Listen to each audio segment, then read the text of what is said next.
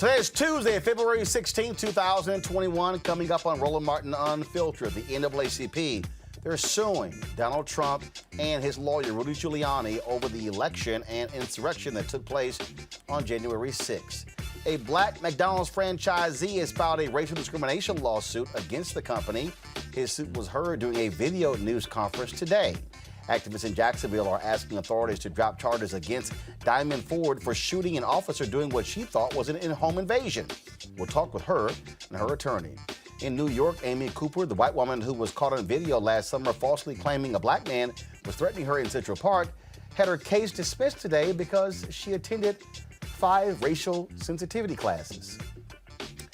Ooh, mighty white of her. Next week will mark a year since Ahmaud Arbery was killed in Georgia. His mother is planning a vigil to remember him.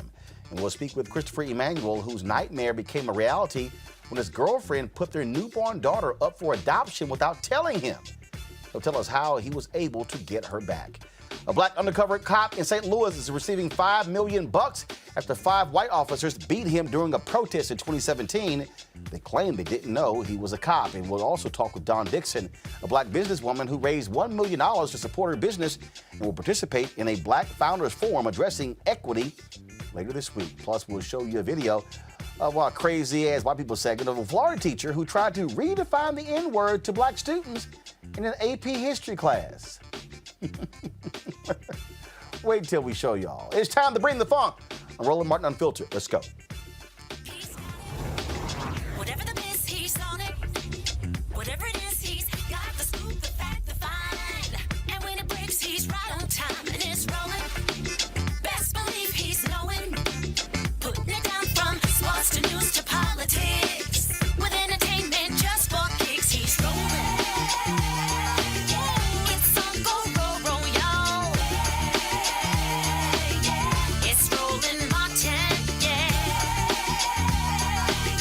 Rolling with Roland now. He's funk, he's fresh, he's real, the best, you know he's Roland Martin now.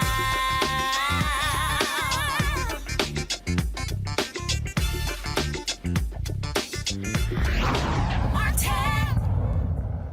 Just 3 days after Congress voted to acquit, actually after the U.S. Senate voted to acquit Donald Trump for inciting the January 6th insurrection at the U.S. Capitol, the NAACP has filed a lawsuit against him and his attorney, Rudy Giuliani, plus 2 white nationalist groups, the Proud Boys and the Oath Keepers. The NAACP filed the suit on behalf of Democratic Representative Benny Thompson of Mississippi, who is expected to be joined by several other members of Congress within his party. The lawsuit claims Trump violated the Ku Klux Klan Act, which was enacted to protect former slaves and lawmakers in Congress from violence by white supremacists. Congressman Thompson, who is 72, has said that if the Senate would have convicted Trump, he would not have filed the lawsuit. Let's talk about this with our panel. Xavier Pope, host of Suit Up News, owner of the Pope Law Firm, Bree Newsom, artist and activist, Q. Bernard Driscoll, adjunct professor at the George Washington University. Glad to have all of you here. Bernard, I'll start with you. For people who don't quite understand, again, these laws, they go back to the Civil War era or the Reconstruction era. This is certainly an interesting legal strategy by the NAACP and Benny Thompson. Yeah, I mean, I think it's something that had to be done. I mean, the NAACP, they said they would not even bring it, but for the fact that the Senate chose not to convict Donald Trump. And so I think it's just a method, Roland, of some sort of accountability must happen with this administration that directly attempted to disregard black people and black votes, and we're willing to attack the democracy and put the republic in danger as a result. What about that, Bernard, and this idea of, again, using this particular act that is very specific to, again, attacks against members of Congress? Roland, I'm going to take a very contrarian and perhaps unpopular view here. I don't necessarily see the benefit of this. Yes, I believe in accountability. Yes, I believe this man, i.e. Donald Trump, needs to be held accountable for his actions.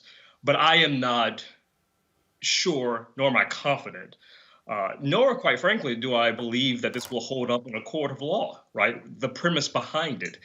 So I think it's not a waste of time, but I think perhaps the NAACP could use its resources towards more sustainable actions to really improve the community. I also think it calls into the question of relevance for the NAACP. Again, if we're going to hold Trump accountable for his actions, I understand that we need to take all means accountable, but is this really the best way possible to do that? I'm not convinced that it is. Well, again, Bree, what you're dealing with, first of all, I think we can separate this whole idea that NAACP can't do 10 things at one time. Makes no sense. I mean, they file lawsuits every single day. They filed lawsuits in Georgia that dealt with the whole issue of voter suppression. They filed lawsuits, partner with other legal groups to challenge voting laws, but they also still are involved in actions that also benefit the community. So the reality is you can do those two things at one time. But the reality is, but one second, but the reality is, Bree, we heard Mitch McConnell say on the floor that Donald Trump, his involvement, and should be taken to task in civil court or actually in criminal court as well for what he did. This is a Republican Senate minority leader who opened the door saying he should be prosecuted in those forums. This is the NAACP saying, okay, we'll start. Yes, and I think that in my view, the strategy here is you have to go after the money. You have to attack the networks. And I think that is part of the logic behind it. This is something that has been employed in the past.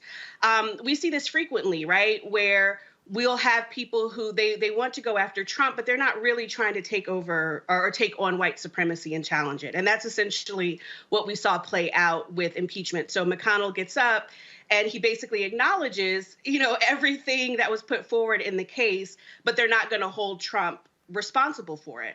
And so from that perspective, I think this can be very effective, like even regardless of how it plays out ultimately in the judgment, you have the potential to bankrupt some of these white supremacist organizations and to expose the flow of money that's going to them as well. Because, see, in order for them to mount a defense, they're going to have to try to reach out to those other revenue streams who I'm sure are not going to want to come forward on the public record in terms of supporting them. And this has been effective in past decades in terms of really cracking down on the Ku Klux Klan. This is the thing. This is from Senate.gov. Go to my iPad, please. This is what it says. It says, in its first effort to counteract such use of violence and intimidation, Congress passed the Enforcement Act of May 1870, which prohibited groups of people from banding together, quote, or to go in disguise upon the public highways or upon the premises of another with the intention of violating citizens' constitutional rights. Even this legislation did not diminish harassment of black voters in some areas. It then said that while these committees were investigating Southern attempts to impede Reconstruction, the Senate passed two more forced acts, also known as the Ku Klux Klan Acts, designed to enforce the 14th Amendment and the Civil Rights Act of 1866. The second forced act, which became law in February 1871, placed administration of national elections under the control of the federal government and empowered federal judges and United States Marshals to supervise local polling places. The third force act, dated April 1871, empowered the president to use the armed forces to combat those who conspire to deny equal protection of the laws and to suspend habeas corpus if necessary to enforce the act. And so this was about, again, protecting the rights of citizens, but also members of Congress. Xavier, here you had a group of people who were storming the U.S. Capitol who wanted to actually change the results of the election. If we don't have use of laws that are put in place to protect black votes that don't actually serve to protect black votes, why aren't they on the books? That's the reason why the 14th Amendment, Section 3 is involved in terms of being able to make sure someone like Donald Trump never holds office again. That's what the Ku Klux Klan Act is put in place to be able to protect black votes and black people. None of us as black people on this panel or on your show should be advocating for a process that doesn't use the laws that are on the books to protect black people. We should be shouting at the rooftops for every avenue, and I'm so glad the NAACP is taking this move to be able to protect Black people. It doesn't matter, and Brees made a great point there in terms of saying that this would weaken donors. I mean, I think that this process puts public record potentially with some sort of any discovery that comes at hand or any information that becomes available. And once the media starts reporting this really makes Donald Trump, it really makes the Republican Party look bad. And so it may not necessarily have the legal effect that NAACP might want, but it may have a political effect and a social impact that the NAACP wants. And that's why this is important. Quadrico, here's the deal. We literally saw we saw no witnesses come forward in the Senate's impeachment trial. Donald Trump, Rudy Giuliani, you don't have Congressman Kevin McCarthy or any of these people who are testifying. Speaker Nancy Pelosi today announced it's going to be a 911 style commission to look into what took place on that particular day. So if Senator Mitch McConnell stands up and these 43 Republicans stand up and say, oh, it was unconstitutional to actually have this trial, even though they voted, and they voted that it was indeed constitutional, so that argument really made no sense, well, should there not be some recourse? Should there not be some effort to hold folks accountable for what took place on that day? The feds are arresting people, but what about those who incited? Why is it that, should there not be recourse to hold them accountable for the lies they continue to spread and for what they basically incited? Absolutely, there should be recourse. So what is it? What's the recourse? What you have even in the state of Georgia, the Fulton County District Attorney, Wellis, is suing Donald Trump, right? That's, I think, a very viable option versus than what the NAACP is trying to do here. But Quadricos, the Georgia case is only specific to Georgia. The phone call that Donald Trump made to Georgia. They're also investigating Senator Lindsey Graham. What took place in January 6th, that was the nation. It wasn't just Georgia. Correct, Roland. What I am saying, and perhaps it may come across that I'm hating on the NAACP. No. I'm just trying to understand it. But I don't think that this effort is going to be viable, quite frankly. Are there other ways to hold Donald Trump and those insurrectionists accountable? Absolutely. So what are they? What are they? What we currently see, what are they? Though, what are the other ways? No, seriously. What are the other ways? From your vantage point, what are the other ways? The other ways? Arrest them, right? Arrest them. How? Bring them. How? What do you mean how? No, hold on. When you say arrest, one second. When you say arrest them, you mean arrest Trump and Giuliani? No, I mean arrest those who were at the insurrectionists, the rioters. Arrest those individuals. Okay, that's being done. What else? So what else are you all trying to suggest? Right. What I'm trying to suggest, and Bree, you can speak to this. What I'm trying to suggest is, I'm saying arrest those who were involved in the insurrection and go after those who played a role inciting the insurrection. Bree? Yeah, like if I may, I continue to feel that the magnitude of what happened on January 6th is way underplayed, like in general. I mean, this is arguably like the most significant event since the United States Civil War. It was an attempt to overthrow the government. And so I think on one hand, it's a question of what does an organization like NAACP do in response? And I think what they're doing is the appropriate thing.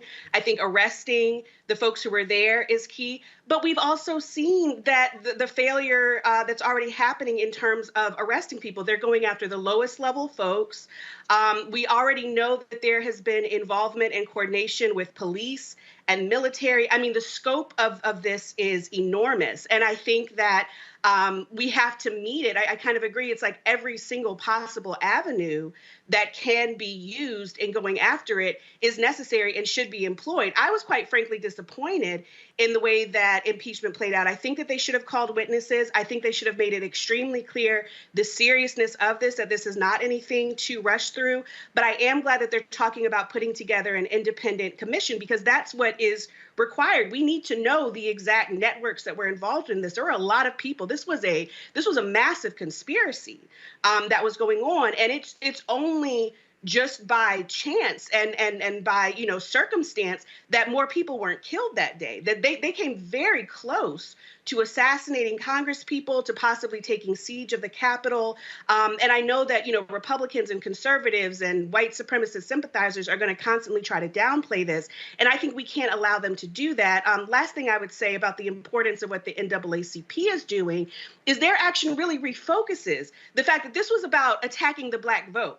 And, there's a lot of trying to kind of steer away and downplay that. This was specifically about trying to overthrow the Black voters. The places that they were trying to target were specifically places where Black voting made the difference. And I think that the NAACP case really brings that to the forefront.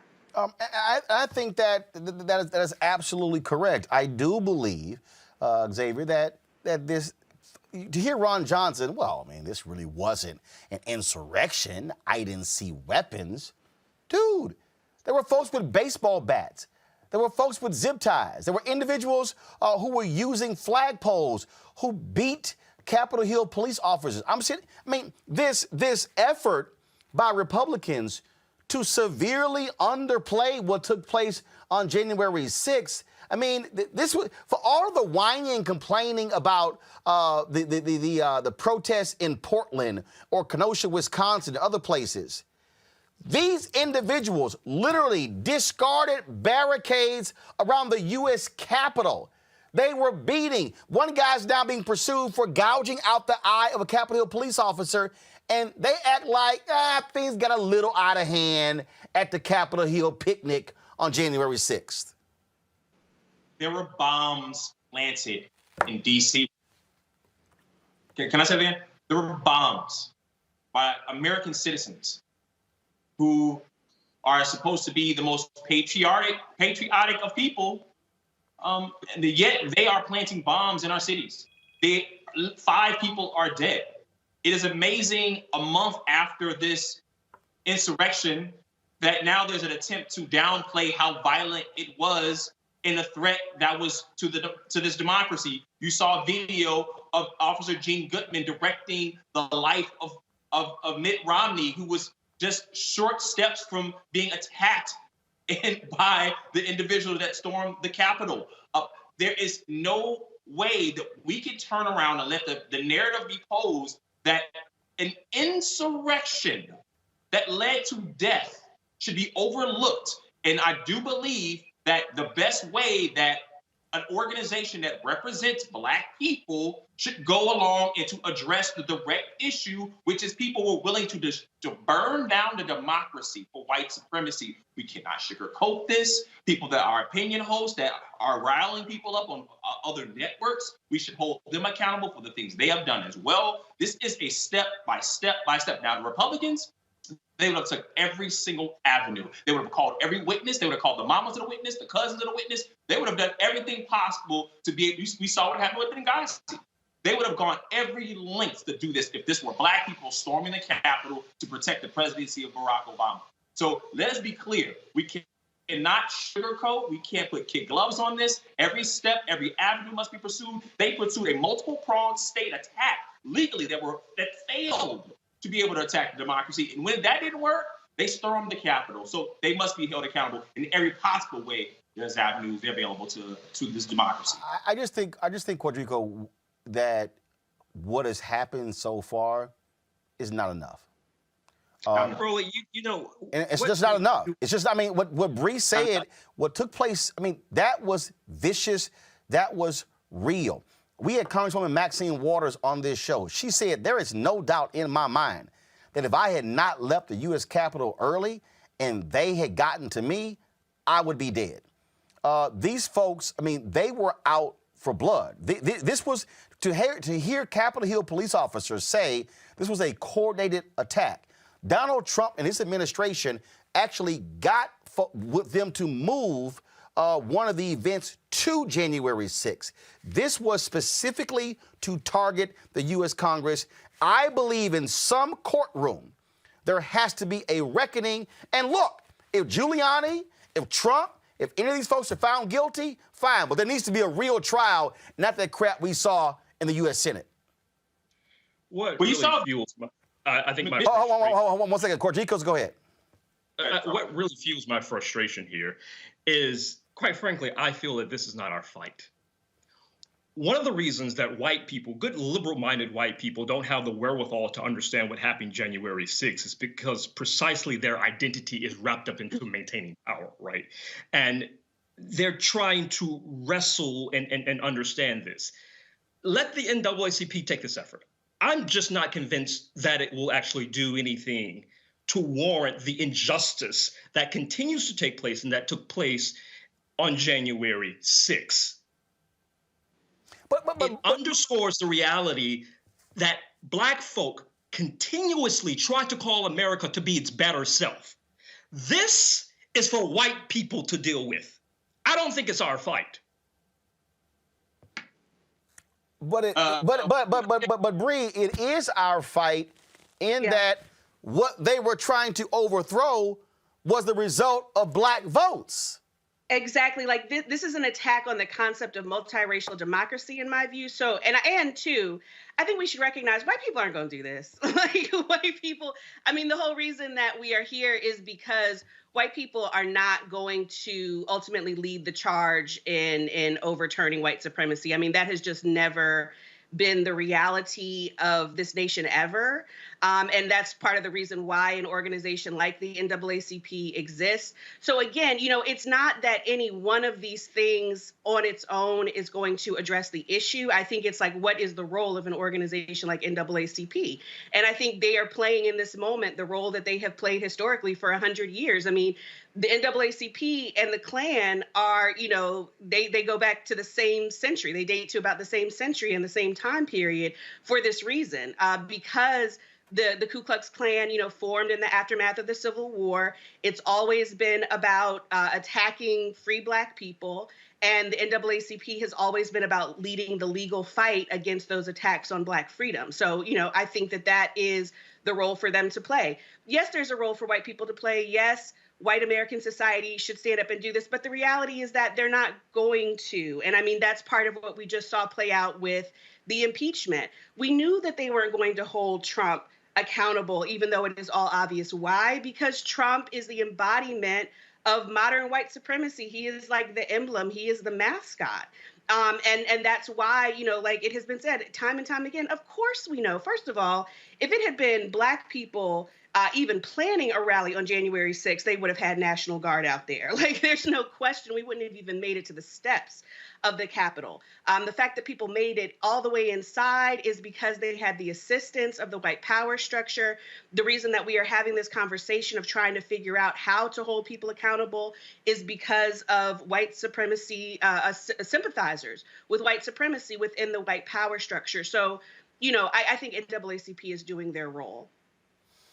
And here's the deal. The NAACP, Xavier, is not the only group that could actually file a lawsuit.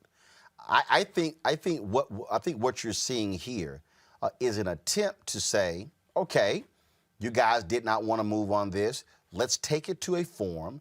Let's actually see. A judge will decide if they are standing to actually move forward. But to Bree's point earlier, this whole, let's just sort of move along. I mean,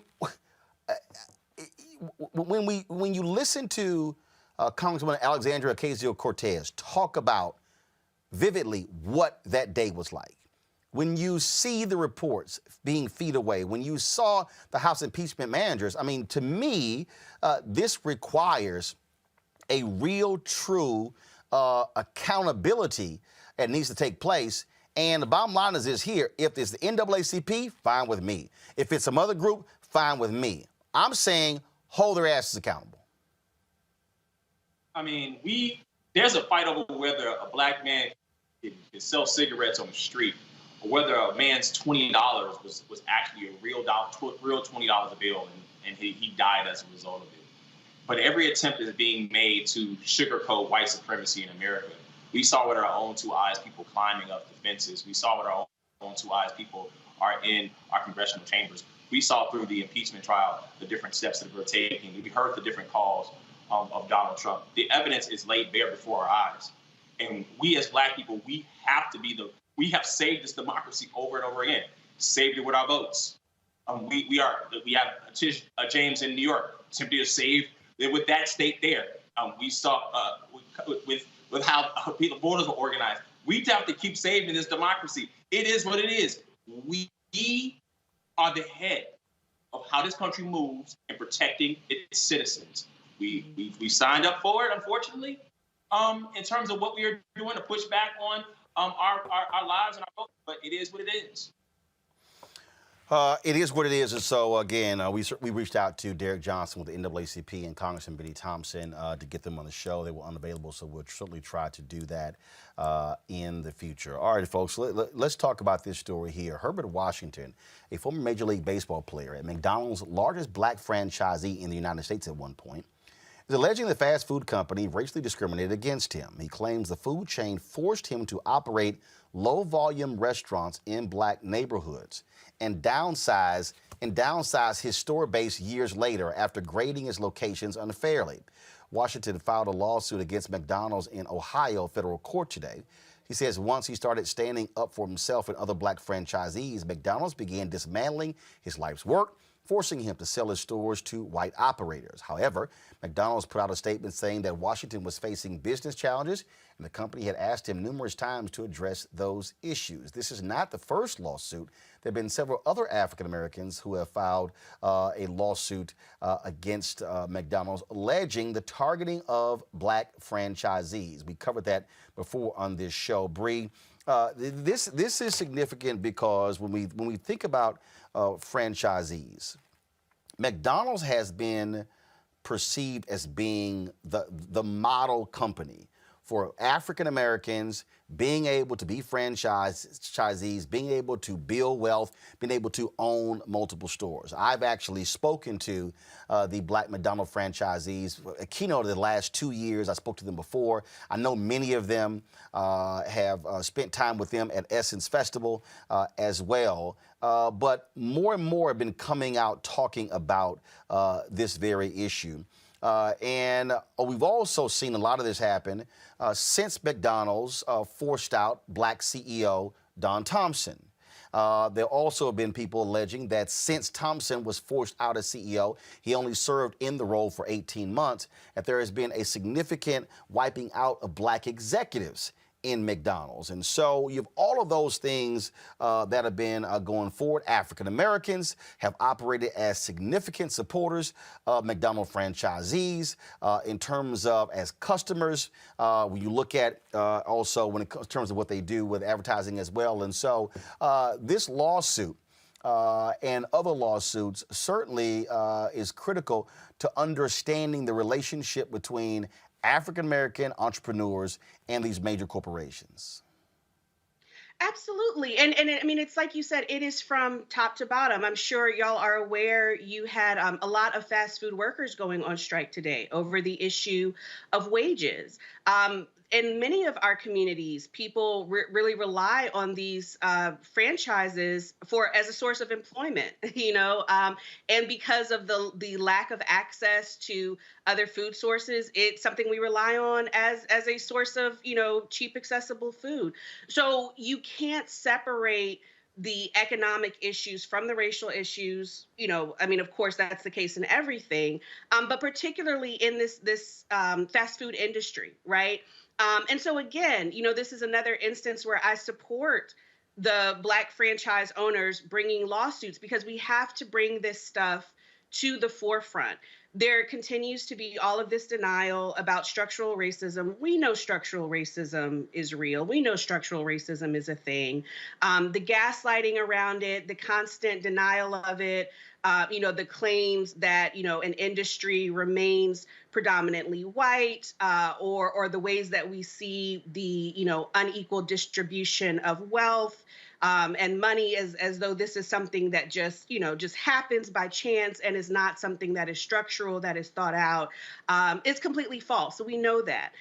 If we had an industry that was structured in a more equitable manner, not only would you have more Black franchise owners who were, seeing equal returns, we would see it as a more stable source of income for the people who work there. A lot of employees in these fast food chains, they are Black women. They are people who are trying to support families on low wages, and all of that comes from the top down in terms of how the business is structured.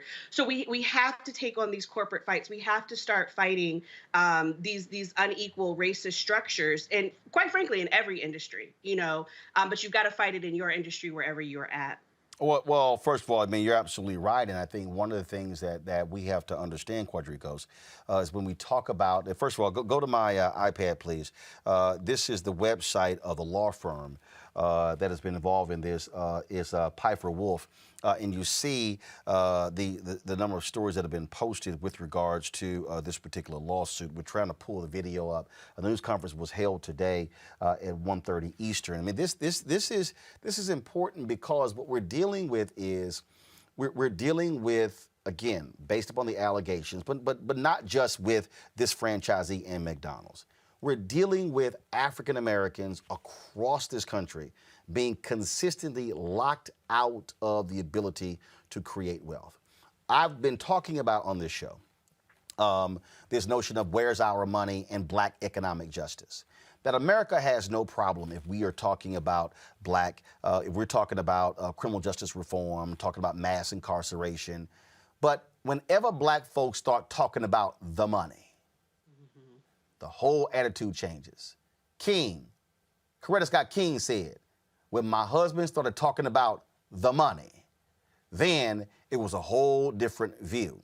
When Patrice Lumumba was talking about the money and having independence in the Congo, the role the CIA played in having him disappear and Mobutu becoming the leader there. What we're talking about is the money. And so we're talking about on the federal level, the lack of access to contracts, the lack of access to capital. We talk about pension funds. Oh, VCs not loaning out money. Later on, we'll be talking to Don Dixon, her raising $1 million in a crowdfunding campaign. But the reality is the people who fund VCs are pension funds. That's the money of Black and brown people. And so I just really believe that while we have folks who are on one hand, tomorrow there's going to be the hearing on Capitol Hill dealing with reparations. I'm talking about the money that's sitting there right now and how we should be moving on those dollars and challenging companies and challenging people to get these resources. Roland, you're absolutely correct. It is fundamentally about the money. And if anything, to this conversation and to this point, there needs to be a mass boycott, not just against McDonald's, but for any corporation or industry that does not support Black dollars, right? When you think about the Montgomery Improvement Association, what hurt, of course, was Black folk not getting on those buses and putting our hard-earned money into the bus development authority in Montgomery. It's the same sort of situation here. If anything, the NAACP should sue McDonald's on behalf of the franchisees and the Black community, ensuring that there's mass boycott. But they can't. They don't have the standing. The difference here is these Black franchisees. See, again, hold up now, Quadricos. The NAACP suing McDonald's on behalf of the Black franchisees, they don't have standing. The franchisees are the ones who are saying, I was the one who was impacted. So that's why they're suing. Now, if you say the NAACP should be standing with them and joining them in demanding answers. First of all, from the press release that we had yesterday, Congresswoman Joyce Beatty of Ohio, Reverend Jesse Jackson Sr., and others were participating in the news conference. And again, we're going to be pulling the video. But that's really what the role is. Right. So there needs to be a massive effort to boycott them. Right. That's the point here. No, actually, no. Because actually, to be perfectly honest, that's one of the biggest mistakes that Black people make is we automatically go to the boycott, but we don't actually plan it. I talk about this all the time. When you look at Operation Breadbasket, well, no, follow me here. When I look at what King did with Operation Breadbasket, which he got from Reverend Leon Sullivan, what they did was boycott was the last thing they did. It was the other things they did up until that particular point. One of the mistakes that we do is we yell boycott, and we ain't plan for a boycott. So when we yell boycott and nobody boycotts, they say, hell, that's ineffective. So the next time we yell boycott, they can ignore it. We've got to actually walk people through, teach, educate, organize, mobilize. Then when the company is unwilling to then meet the demands that we lay out, then, as Dr. King said, we then practice economic withdrawal. They never open with economic withdrawal. So to this conversation, I'm talking about economic withdrawal. I'm talking about economic boycott, pulling our dollars and our resources completely from McDonald's. And again, other corporations that do not support us and that continue to oppress us. And this, in my opinion, is not the focus should be upon. And you're right. If the NAACP is standing behind the black franchisees, then wonderful. But this is what needs to be the effort, because time and time again, we see a lack of economic movement that continuously hurts our community. And yet we're not educating our people about wealth, economic empowerment. We're not educating them about the harmful effects that McDonald's, of course, has done to our health. So all of this needs to be wrapped up into making sure, and I would also add, the black people that work for the McDonald's corporations needs to take some internal changes within themselves and look at how to make McDonald's more inclusive and bring in more people of color so that these systemic issues don't continue. But Xavier, what they're doing is exactly, to me, the way you should do it. And that is, by the franchisees filing a lawsuit, you're actually shining a light on it. Then when you have your lawsuit, you have discovery. Then you go through these different things. Then you can take the depositions. You can ask those particular questions. You can compare whether or not what he's saying. You can compare the notes, whether what he's saying is correct. Was he forced to sell to white franchisees? I know another black McDonald's franchisee who said that that they allowed a white franchisee to open a store within a mile of him, taking significant dollars away from his particular store. I mean, those are the things that happen. All I'm simply saying is, and I got no problem with economic withdrawal, I'm saying that the mistake that we make is when we launch economic boycott campaigns and we have not prepped our people for it, so therefore it's then rendered ineffective. Yeah, we can't sit and complain about the system, and then when we have the system in our advantage to be able to use it to be able to address systemic issues, don't use them. That we talked about this earlier in NCAA in a ACP case, and same things here. You as black franchisees, you want to be able to make sure there's discovery and maybe public information about what has happened that we've not heard of before. And this puts some signs of light on McDonald's. And with the threat of potentially losing business and potentially the threat of losing some sort of the public, you talked about this earlier, Roland, how people view McDonald's being the most socially active, every time you look up in our neighborhoods, there's McDonald's everywhere. There are bouncy houses. There are all these different things. And so putting that image at jeopardy with a structured process of how to handle getting information. And once you get past certain procedures in a legal case, then now you put these on McDonald's to be able to make decisions. And so that is an avenue that must be used. The legal system is used by this society all the time to be able to box us out of opportunities, to be able to box us out of wealth. They must be used by us to be able to attain the wealth as well. And the thing, Bree, and I have been talking about this in so many other areas, especially when it comes to government contracting, when it comes to private companies as well, is that there's an education process of walking people through to understand what's going on. I think it's very easy for people to respond quickly and emotionally when we see a particular story. But again, as someone who has studied Operation Breadbasket and studied how they did it and understood what the negotiations were and how they used their activism, King understood, because again, Reverend Leon Sullivan explained to him what their program was in Philadelphia, how they were able to achieve gains.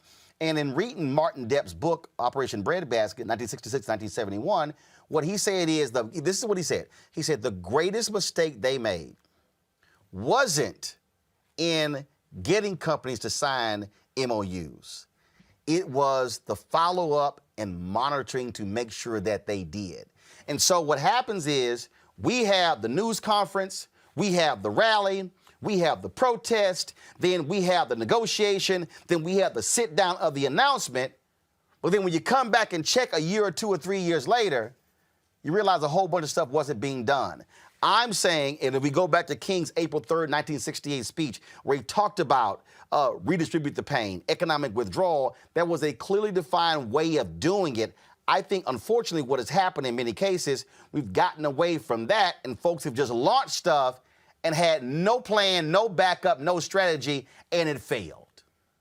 And then our people are mad and frustrated by saying, well, damn, nothing changed. Yeah, I completely agree. And I think that education is an essential part of it. And that's why, as an organizer, one of the things that I'm constantly pushing, all organizers are pushing, is we have to study that movement history. Because a lot of times what we see is the highlight reel. And we're trying to kind of like copy, what we have seen without understanding both what worked and what didn't work, right? Like where did things fall short? One of the key things about economic withdrawal is you have to have an alternative, right? So if, for instance, you're boycotting the bus system, you've got to have an alternative around transportation. How are people getting to work? How are we protecting people as they're participating in the boycott? In the case of, these fast food chains and especially a chain like McDonald's, what is the alternative for folks?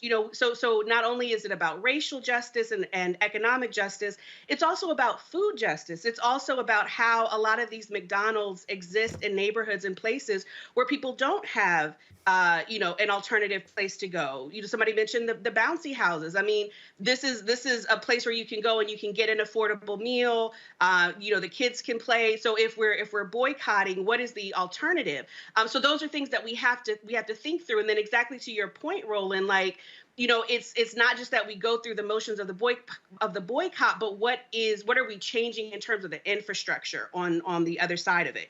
So I would like to see a scenario where not only are we, changing the corporate structure of McDonald's, but we're also looking at what are the other alternatives. Can we have some more, Black-owned, standalone restaurants in our community? Can we have some more nutritious options, or can we force McDonald's to provide some more nutritious options in our community? So that's kind of like the follow through that we have to do. A lot of times we kind of set the bar, quite frankly, kind of low, right? So we want to, yes, we're going to go through this legal process and address the complaints of the Black franchise owners, right? But more broadly, how do we, through this process, address racial justice, economic justice, and food justice, and health justice in our communities would be my question. So absolutely right. And so we look to have her on the show to further talk about that. Got to go to a break, folks. When we come back, we're going to talk about the case of a South Carolina Black man had no idea that his child was put up for adoption.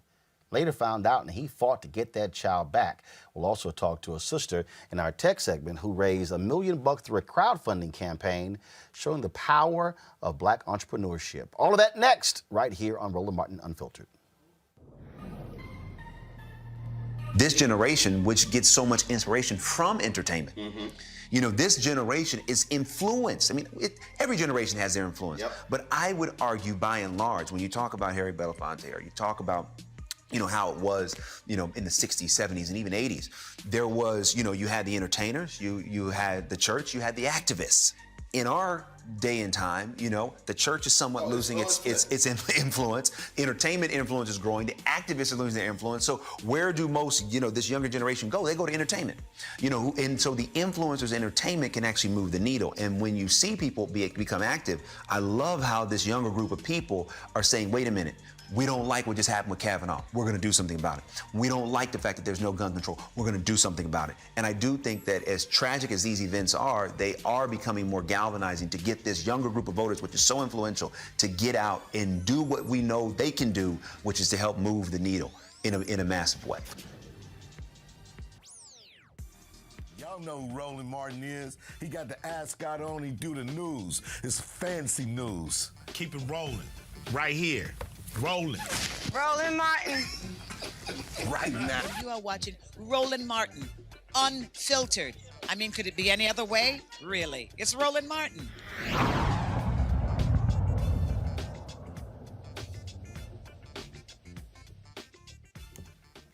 Amy Cooper, the white woman who called the cops on a Black man and falsely claimed he was threatening her in Central Park, had her case dismissed at a hearing in Manhattan criminal court. The prosecution asked the judge to dismiss one count of filing a false report against Cooper. The judge did that. The decision came after Cooper completed 5 sessions of an educational program that included instruction about racial biases. Cooper, of course, made headlines when that cell phone video went viral last year showing her harassing a black man named Christian Cooper, no relation, in Central Park. Come on, guys, roll the video, please. Christian asked the woman to leash her dog. She was unhappy with his request and falsely called the police, claiming he was threatening her. Cooper lost her job shortly after the incident went viral. All right, let's go to our panel on this. Bree, 5 classes. Yeah. So, one of the key things in this case is obviously I recall how the jogger, he didn't seem like he wanted to push for much more. But this is another situation where I think the magnitude of what happened has really kind of been downplayed, right? This could have easily ended in him being killed. We have seen cases like this happen time and time again. And so while I, certainly respect the feelings of the person who was most directly impacted by it, she needs to face more penalty. We have to establish a precedent that really discourages people from engaging in this kind of behavior. I think at the very least, she should be paying some kind of fines, a restitution. She needs to be performing some other kind of community service. The idea that you just go through 5, sessions and that's enough. I mean, again, this is a case of whiteness, just the way that whiteness plays out. And her case, what we see on video is just such an obvious, blatant example of someone who is consciously lying, consciously trying to weaponize her whiteness against this black bird watcher. I called him a jogger. I'm sorry, black bird watcher. In Central Park. I mean, she was very knowingly doing what she was doing. And so to kind of just sweep this under the rug, oh, well, she's attended a few sessions and, let her go. Meanwhile, of course, we know we have Black people who are locked under the jail every single day, held without bail, dying in jail without even facing a trial. For things that they didn't even do, So again, this goes to the heart of just the racism in the criminal justice system from beginning to end, from the interaction with the police to the way that it plays out in the court system. So Xavier, 5 classes, that good enough?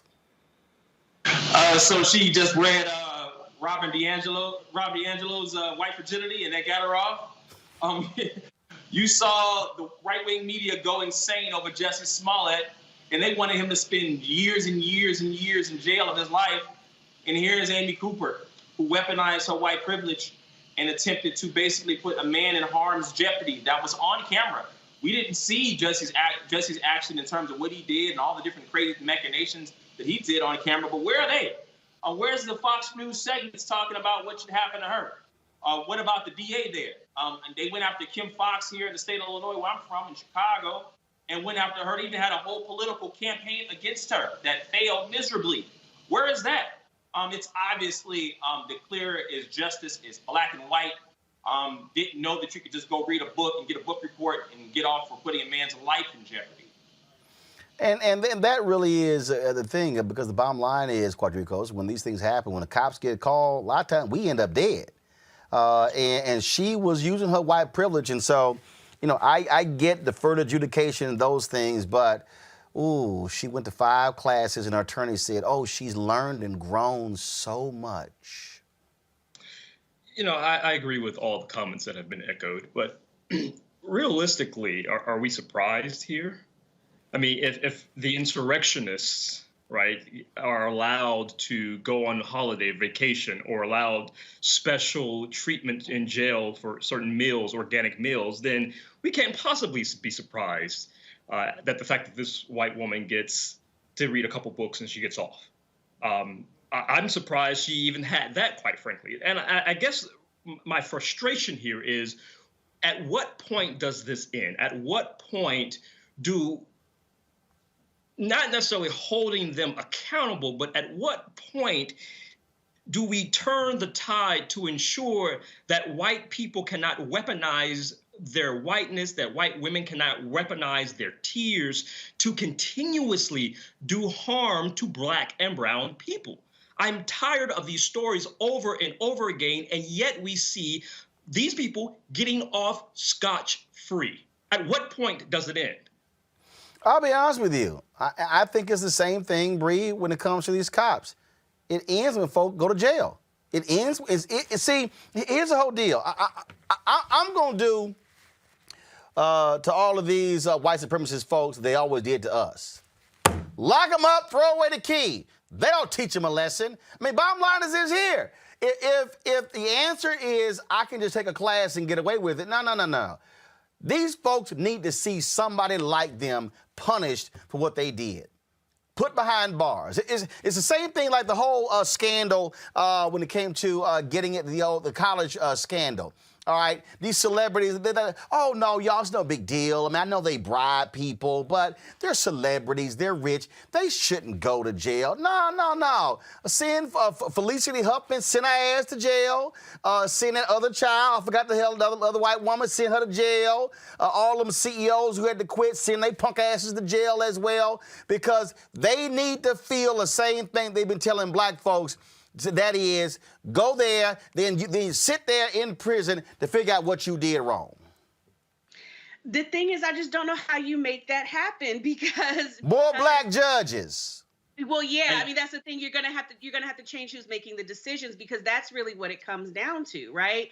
Because so long as you still have these same folks in power making those decisions, they're always gonna make sure that the treatment is unequal. But I agree. I mean, until people face consequences, there's no reason to behave differently. And so the outcome of this, what this teaches people basically is like, first of all, don't get caught on video, right? That's the number one thing, is just make sure you're not caught on cell phone video as they continue to make these false allegations against people and endanger people's lives. But even if you get caught, just cry the right amount of tears and, all you have to do is go to some classes and say that you've changed and they'll let you off. And meanwhile, black and brown kids are going to continue to be killed on site in the street by police without getting any kind of hearing or anything at all. Again, it fundamentally comes down to we have got to get the racists out of power. They are sitting on benches. This is one of the things that I'm constantly driving home as an organizer to folks that people have to understand. Like when we are talking about changing structures, there are individuals sitting in offices, sitting in positions, sitting in benches every single day who are making the choices. And that's why we're seeing the outcomes that we see. That's why we have to focus in on local elections. We've got to be really clear on who is, making these decisions, at a local level, at a state level, because that's the only way we're going to be able to change this. Absolutely. That is the only way. All right, folks. A year ago, Ahmaud Arbery was killed in Georgia. His mother is organizing a public candlelight vigil to mark her son's one-year death anniversary. Wanda Cooper Jones plans to have Arbery's family gather at his final resting place, New Springfield Baptist Church in Waynesboro, Georgia, on February 23rd. She's asking everyone to wear a blue ribbon in a show of solidarity and in remembrance of his death. She also says blue was Arbery's favorite color. He was killed on February 23rd, 2020, while jogging in Brunswick, Georgia. His death grabbed national headlines and ignited a demand for justice when graphic video of the incident surfaced in May of last year, 3 months after the killing. Travis and Gregory McMichael were arrested and charged with murder. That only took place because of the public pressure and after 3 prosecutors actually declined it. In fact, one of the things that took place there, Xavier, is that the prosecutor who initially declined to pursue the case lost her election. That's also the consequences that's important when we utilize our power, making sure, and this is where, making sure that people like that, these DAs who do not pursue these cases, if they are targeted and then they are then dismissed and they lose in office. That's what has to happen. Absolutely. And I go back to Bree's point, 85% of the legal profession is white. And so the people that have to look more like us, obviously they have to be able to take steps to be able to protect us. They can't just be black. But we need more of us that are pursuing the field of law. We saw all the district attorneys that attempted to overturn the 2020 election. Those are white men attempting to do that. The men that would not attempt to try for the death of Ahmaud, these were white men. And so it's important to be able to change the color of law to make sure that the system looks more like us, to be able to protect those that are like us. And so, and political pressure must be paid. And so the legal pressure, there must be political pressure, there must be economic pressure to be able to make sure there's lasting change in our legal system. And again, that is one of the things, the outgrowth of this, Bree, was the level of activism. When you combine Ahmaud Arbery with Breonna Taylor, then of course George Floyd, the kind of pressure that took place. But if it wasn't for the media attention and that pressure, they would have gotten away with this. It was only because of that pressure which led the case to be given to the Georgia Bureau of Investigation, and in a matter of days, that was an arrest for murder in this particular case. And now 3 folks have been arrested in the death of Ahmaud Arbery. That was public pressure. It wasn't because it was right. It was because those DAs were protecting the white men allegedly who killed Ahmaud Arbery. Absolutely. And that's a really important thing to note about a lot of these cases. You know, there are a lot of cases that we may not even know about, you know, and this is, you know, just in my lifetime, obviously, I think back to like the Trayvon Martin case, because that was like one of my first introductions to a case where there was this clear, you know, kind of like modern day lynching, and also this awareness that we would have never known about that had it not been for social media, had it not been for, you know, communities protesting for weeks before they even arrested, you know, George Zimmerman. And so for every case that manages to grab the national attention, where we're able to mobilize and seek justice, there's a lot of cases we probably don't even know about. So I agree. Like, I think it's everything from how we mobilize, recognizing the power of media, recognizing the importance of, you know, programs like yours. You know, how are we having our own outlets where we can make sure we bring these stories to the forefront, right? And then how are we also organizing to follow through on these cases, not only, you know, justice in the individual cases, but changing, like you said, the color of law, changing who are the decision makers in this entire process from beginning to end, because that's, again, the only way that we're really going to see systemic change. Absolutely. Quadricos. No, I absolutely agree. I think as already been echoed, we need to focus more on our local elections, those who we're electing at the state and local level, from the local district attorney, of course, to even the county clerk. Additionally, I think that there needs to be a county-wide or a city-wide effort, depending on our particular municipalities, where we're quite frankly looking out for one another. I mean, as has been said, this would have never came to the forefront had we not known. And I think there needs to be more concentrated efforts, sort of like the guardian angels in New York, where we actually are looking out for one another when these sort of incidences come to the forefront. But more importantly speaking, I also think that when we see something like this happening, yes, it's important to record it to make sure that the public sees it, but it's also important that we attempt to stop it as much as possible. I've told my friends personally that if I'm ever stopped, please don't, record it, but step in to help. And so I think that also needs to be a call to action in many respects as well. That recording was by the white supremacists. So if it wasn't for their brazen feeling that they could get away with what they did, we would not have known about this. No, I'm not talking about this specific case. I'm speaking generally. Okay. Just want to make sure that the white supremacy, just like we talked about earlier on this show, at every instance feels that they can just do whatever they want to do. They can climb the Capitol and take over the government they want to. They can go shoot up, they can go drag a black man in the back of the truck like it's 1950s if they want to and get away with it. So it's important for us to understand that this would never have happened but for the brazenness of white supremacy. Absolutely. Speaking of white supremacy, the city of St. Louis will have to hand over $5 million as part of a settlement to a black police officer who says he was beaten with a baton, thrown to the ground, and kicked in the face by several white cops during a protest in 2017. Luther Hall, a 22-year veteran of the St. Louis Metropolitan Police Department, says he was working undercover and investigating protesters who had damaged property when his fellow officers assaulted him. According to his suit, Hall suffered a tailbone injury and had to have surgery to repair a herniated disc in his neck and back. 5 officers have already been federally indicted while a civil case is ongoing. See, this is the thing right here, Bree, right here, that is important because when we talk about cops, you can be black, but if you don't have the blue on, you just black. And I've heard a number of cops say the last thing that they want to be is undercover in order to deal with other cops. Yes, and even if you have the blue on, let's go back to the first segment, right? On January 6th. And Officer Goodman, we know that there were police who were on the other side who were in the mob storming the Capitol. So even if you have the blue on, it doesn't matter. And this goes to the heart of policing being inherently racist and, you know, why we are saying that the only real way forward is to defund the police. If we are trying to address harm in our community, if we are trying to prevent harm in our community, we have to use other methods than policing. We can't just keep throwing police at everything because it's not working, right? We already know this.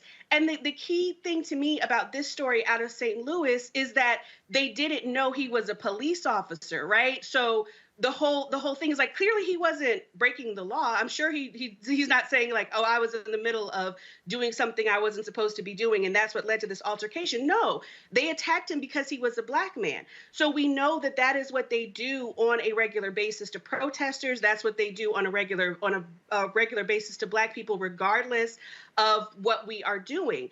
And the fact that he is a police officer is not the only thing that makes it an injustice, because they do this on a regular basis to regular people, and you don't see the same kind of outcome that he is getting because this case is so obvious because he is a police officer. So, you know, when we are talking about how do we address the issues of racism, or even, again, going back to the Capitol insurrection and folks talking about, you know, we've got to look at what are these connections between police and right-wing groups. The reason that exists is because for so long, policing, like if you want something that will pay you to go out and be racist, you know, the police was a place to go to and do that. So we have to do structural change. We've got to find other ways to address these issues. A question that I raised to folks, you know, when people were comparing the protests of last summer to what happened in January, I was like, in the past year, from January 6th, 2020 to January 6th, 2021, give me an instance of a riot in America that didn't have police involved in it. All of the rioting that we saw last summer arose because of police brutalizing someone, killing someone, and then escalating violence against people who were justifiably outraged. The insurrection on January 6th involved police officers mobilizing from around the country to attack the Capitol. So we have to talk about the problem of policing as an institution. There's no other way forward. Absolutely. That's what it boils down to, Xavier. And again, $5 million bucks. And this is the thing. Where are all the fiscal conservatives complaining about police brutality, saying, why are you costing taxpayers money with your actions? Yeah, I think it's interesting they just go silent when it's time to pay up the victims of police brutality. Then it's nothing in terms of the amounts that are being paid. I think the interesting point here is that he stepped up. He could have taken, even with his treatment, decided not to do anything at all. And so credit him with having the courage to be able to bring this lawsuit. I think that we do need more officers that are among the ranks being able to speak out and say, this was something that was wrong that happened. We need more snitches in the police department. Sorry. And we're talking about defunding them. Those are definite steps we should be exploring. But we need more courageous police officers who know what's happening around them is wrong, particularly if you're an African-American police officer. I know that there's a pressure to be able to get in the fraternity and move along, but we need systemic changes. And I've talked about this all show. We need to be able to have system changes, using the system itself to be able to make those changes. So if you're an African-American, you're a police officer, you see what's going on around you. You now have an obligation as an upholder of the law in any oath that you have taken to be able to truly uphold the law, not just uphold the fraternity. Absolutely. All right, folks, got to go to a break. When we come back, we'll talk to a South Carolina man who had his child adopted. He had no idea. He fought to get that child back. That is next right here on Roland Martin Unfiltered. The U.S. uses more than half the world's healthcare resources, but we're ranked 43rd in the world for life expectancy. How did we get here? The political determinants of health include how we structure relationships, how we distribute resources, and how we administer power. What does this look like at the individual level? Take Jessica, for example. Jessica's 19. Her dad relies on mental health and substance use programs, but when these programs get cut, he becomes too difficult to live with. She leaves home. The neighborhood Jessica can afford has no grocery stores, limited public transit, and limited health care. To save money, policymakers change the water source to a more polluted river. Jessica has a minimum wage job with no health insurance at a convenience store that offers free snacks while she works, which she takes advantage of because they're free. When Jessica becomes pregnant, she can't get health insurance because pregnancy is a pre-existing condition. And she doesn't realize that the salty, fatty snacks that she eats at work are bad for her baby. Jessica gets a ride to the closest clinic for a prenatal appointment, but the doctor is rushed and rude to her. She doesn't go back. Jessica develops preeclampsia and almost dies during her son's premature birth. He's born with cognitive defects because of poor diet, contaminated water source, and lack of access to prenatal care. As he grows up, Jessica learns that her school district doesn't have the resources to accommodate her son's special needs. He drops out after 8th grade and will repeat the cycle of poverty. Through Jessica's story, we begin to see how social determinants, environmental determinants, healthcare determinants, and behavioral health determinants take their toll on our lives. And Jessica's story shows us how political determinants supersede personal responsibility. Equity in our policies is a process and an outcome. Change comes when we can identify political champions at all levels and figure out how our most pressing issues align with their policies. For more actionable solutions to close the health gap, read The Political Determinants of Health by Daniel E. Dawes.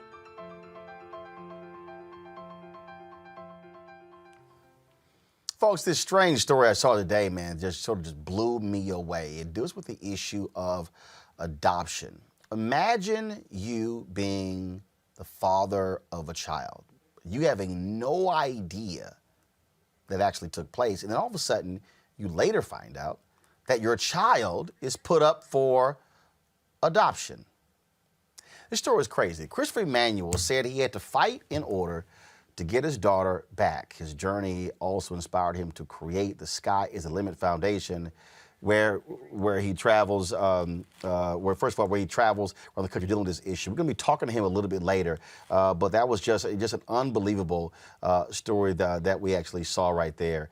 Also, as another story, we'll talk to him a little bit later in the show, so they'll be coming up next. But also the story out of Jacksonville, Florida, which is, again, we were talking about the crazy cops and how these things happen. This could have been a Breonna Taylor case all over again, where a group of activists and lawyers, they are demanding the Jacksonville authorities drop charges against a black woman who said she was acting in self-defense when she shot and wounded an officer during a raid on her home last year. 28-year-old Diamond Ford said she never heard the SWAT officers identify themselves as law enforcement and thought she was firing at her intruder. Ford and her 28-year-old fiance, Anthony Gant, who was in the home at the time of the shooting, faced charges of attempted murder of a law enforcement officer and armed possession of marijuana with the intent to distribute. She joins us right now, along with her attorney, Stephen Kelly. Diamond, I'm glad to have you here. As I said, this could have been a Breonna Taylor case. I mean, you're at home, you don't quite, all of a sudden you hear cops busting through. It's like, what's going on? Explain what happened. Explain what happened.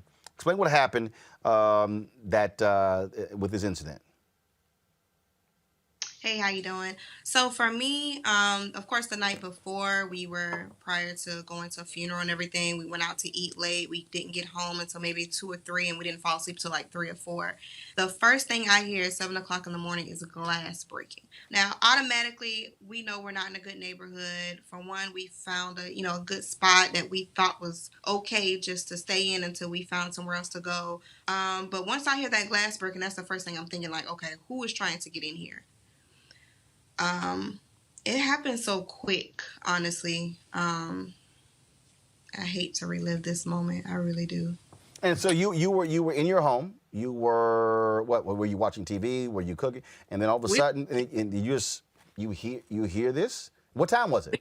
We were actually asleep. We didn't go to sleep till like 3, 4 o'clock that morning. So we were probably asleep approximately 3 or 4 hours before we heard the glass break. We were absolutely knocked out. So this is like 3 o'clock in the morning. No, they got back home at 3 o'clock. Got it. And the actual the issue is the timeline is so unclear for us because with all of these officers involved, the SWAT, the Joint Task Force, Jacksonville Sheriff's Office, there's no body camera footage of this incident. So the timeline is up in the air. But let's say right before 8 o'clock in the morning, they're awakened by glass shattering in her bedroom. It was a rake and break on the exterior on the home, and that's the very first thing that she heard. Being mindful, she is, this isn't her home that she's lived in, she grew up in. She's new to the area, and it is a high crime area. She had simply reached out maybe months prior and got a gun because of this. There has been known home invasions and things of that sort in that area. So she's awakened by glass shattering, and what did she do? She jumped out of the bed. She armed herself. She's licensed to carry, and she shot out of the window. The justification that they're saying on why they were breaking that window is because they couldn't see inside of the window. And that means that she couldn't see out. It was privacy curtains that she had installed for herself so that she could sleep. And from there, she ran to the bathroom after shooting the 5 shots that she had, and she phoned 911. And as simple as this, Roland, like I know, you do not call the police on the police when you've just knowingly shot the police. She's saying that she didn't hear any announcement. I have over 15 residents in that same area saying the same thing, that the very first thing that they heard was fire, gunshots and other booms and bangs. There was flash grenades. There was all kind of things going on. When you're awakened by this, you don't think immediately that this is law enforcement outside of your home, especially when, like Ms. Ford, you live a crime-free life. So from there, in most of these cases, they will say, well, Mr. Kelly, why didn't she call? Why didn't she call 911? She did. And if you listen to that 911 call, you can hear the terror in her voice. She really thought that she was going to die. So were there no body camera? Were there no body cameras, or were they not on? They were not on. Well, we're not sure.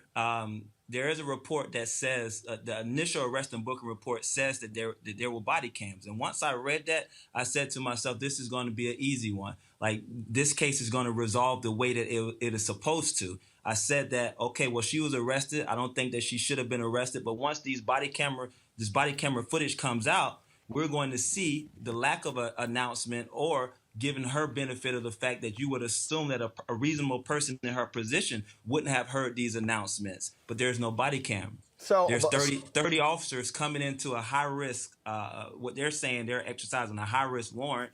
They all have military grade firearms. They all have protective vests on, but you're entering into this home where she resides there with her daughter, 11-year-old daughter. Who were they looking for? They were not looking for Diamonds Ford. That's what I do know. We're still going through the. No. Hold on. No. What I'm saying is, you said it was a tactical unit. There were 30 of them. 30 of them. What were they trying to execute? What were they trying? Was it trying to execute a search warrant, not an arrest warrant, a search warrant, based off of, and the actual target of that search warrant was not Miss Ford, and the actual person who led them to that home is neither Miss Ford nor her fiance, Mr. Gant. No. That's my whole point. So the search warrant, was it on the wrong home, or did someone? No. Yeah, the search warrant was on the right home. It was one of those things where a CI made some claims regarding being in this home and dealing with some other individuals outside of Miss Ford, and that led to them executing multi-search warrants throughout the city on that day. And her house happened to be one of the 2 homes that were hit. Were they looking for guns, drugs? What human trafficking? What? They were looking for narcotics. 30 people, 8 o'clock in the morning. 8 o'clock in the morning. And again, they bust through, and then You inside going, I don't know who the hell this is, and so your natural instinct is to grab a weapon. Did you have a permit for that? Of course, you're also in Florida, so you got a right to carry state as well. Yeah, So I'm actually registered. I go to multiple gun shows. I've gone to 2 concealed weapons classes. Like, I make sure everything is in line. So it is the thing here, and this is so again part of the problem here. So and I just want to be clear, did they have body cameras, or were they simply not? They had body cameros. Well, they didn't have them with them during this operation. But there's body cameras assigned. Okay, hold on. Sheriff's Office has body cameras. Right. Okay. So this. Okay. Was this? Okay. Let me just walk through. Was this the Jacksonville Police Department or the Sheriff's Office? This was Jacksonville Sheriff's Office. They were employed to execute this search warrant by the DEA. Does the Jacksonville Sheriff's Department have body cameras? Absolutely. So it just so happens on this day, they just didn't have them, or they were not turned on. Well, it's not their policy to be required to wear them SWAT.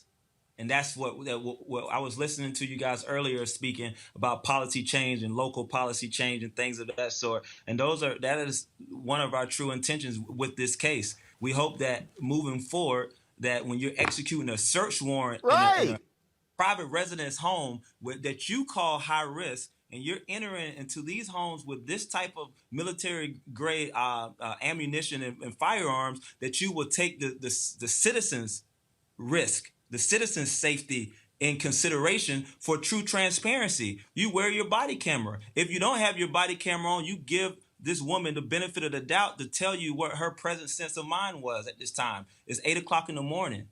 So the system, it felt her from start to finish thus far, but for the people, she would not be out. She'll still be down at the Duval County Jail, Roland. Diamonds, how many times have you actually thought about that? You could have been a hashtag like Breonna Taylor. Honestly, I thought about that multiple times. I'm still at this moment, still trying to process it. I don't know. I keep getting the same question. How are you? Like, how's everything going? I don't know how to answer that question because I'm still processing it. I still wake up and it feels like a dream. Like, my daughter's walking into the room like, okay, I'm really here right now instead of being in jail. I've been in there so long that I felt like, okay, that's it. Like, they're just going to treat me as if I'm this horrible person, and I'm not. And Roland, hold on 1 second. Diamond, how much time did you spend behind bars? I spent 131 days in jail. 131 days, more than 4 months. The judge at one point declined to lower your bail. That was back in November. Right. When did you get out? I got out February 5th. And for people who don't understand that, who never experienced that, I mean, that had to be jarring for you to be sitting in jail going, why in the hell am I sitting in here? How did I just go through my life doing the right things and I'm the one sitting in jail? Right. Honestly, for me, it felt like a horror movie. It felt like, you know how you normally watch First 48? You watch these little shows, you're like, oh, okay, this can't happen to me. I don't do stuff like this, so I don't have to worry about it. But when it happens to you, it's like, okay, so I can literally live life just fine, and no matter what I do, this can happen to me. How do I prepare my daughter for stuff like this? How do I tell her, you know what, just stay in school, make straight A's, you'll go straight to college. At some point, now anything can happen for her to just not be able to go to college. Now my daughter's in fear. She doesn't want to go anywhere. Yes, of course, she's happy. We have happy moments when we're together, but she doesn't want to go anywhere. I'm scared to go anywhere. I don't even want to go visit no one's house. I don't want anyone to come visit me. I'm that terrified. That anything can happen. And Roland, one thing I would like to add is that for quite some time, when she was incarcerated, she was on 23-1 lockdown for the simple fact, considering her lack of with no criminal history, for the simple fact that her case was high profile. The thing here, Diamonds, is that, first of all, there's been tremendous response from the public. How has that made you feel? to see people all across the country coming to your defense, saying that you have been wronged? Honestly, I feel thankful. I feel blessed. I completely thank everyone because there are still righteous people out there that understand right from wrong. I easily, like you just said, I easily could have been another Breonna Taylor, but I'm not. So I'm here to tell my story, and I'm here to fight for those who have gone through this or will possibly go through this so we can stop it. You talked about taking the classes, doing everything the right way. You're living in a state where they have a stand your ground law. I would assume that as a part of this, you want to send a clear message not only to the Jacksonville Sheriff's Department, but to every law enforcement agency. This is why there must be body cameras. And my whole deal is this here, not saying that that is the be-all to end-all and the solution, but I've argued that they should be mandatory, and if an officer does not turn that camera on, I believe they should be fired, because the camera is there to protect you as well as the officer. So if they had that camera on and then they were like, no, we shouted, said it loud, she didn't hear us, you press play, there it is. The problem now is you now are dealing with a system where it's going to be your word against that of law enforcement, and we know how juries ought to respond. Right. Absolutely, and that's the problem. And hold on. I want to get Diamond's response. Then you, Stephen. Go ahead, Diamonds. Right. I was gonna say right. I'm sorry. Didn't mean to cut anybody off. No, you're fine. Go ahead. I just want to. I mean, is that what you? I mean, what do you want to see? First of all, you're trying to get these charges dropped. Obviously, that's the first. That's the most important thing. One, I want to get these charges dropped. Two, I want to make a change so that this does not happen to anyone else. I should not have to live in fear. I should not. I lived a happy life. Not saying I had a perfect life, but I lived a happy life. Mm-hmm. Take your time. I lived a happy life. Now I live in fear. I live to the point where I'm taking a shower. If I hear some type of noise, I jump out with a towel on, making sure that my daughter's fine, making sure that all the windows are locked. I shouldn't have to live like that. And then the simple fact of being the fact that I no longer have a weapon right now, I don't know how to secure myself. If something is to happen, do I call 911? Are they going to protect me? So because of this incident, they seize your gun? It's a condition of her release. And Roland, the one thing that I wanted to add is that if this makes it to a jury of her peers, there's been a grave injustice. And from the very beginning, in cases like this, considering what's available to them reasonably and what was actually used, what was there and was not there, considering the 911 call, there shouldn't have been an instant arrest. She's talked to everyone. There's one thing about Miss Ford that I never had a problem with her doing is talking to anyone, talking to the initial arresting officer. She was in an interrogation room for over 4 hours. Her story has not changed. It's pure. It's nothing that I have to do with her at all because it is a true story. And from there, she was arrested and she shouldn't have been. Then she was held on a $535,000 bond, considering that she's not a flight risk and she hasn't historically proved to be a danger to the community. That was step 2, failed her.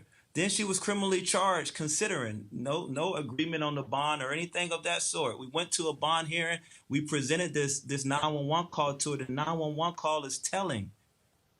The judge refused to reduce or modify the bond at all, considering her financial circumstances. And that's another issue with the bail system and the cash bond system that we're dealing with now as well.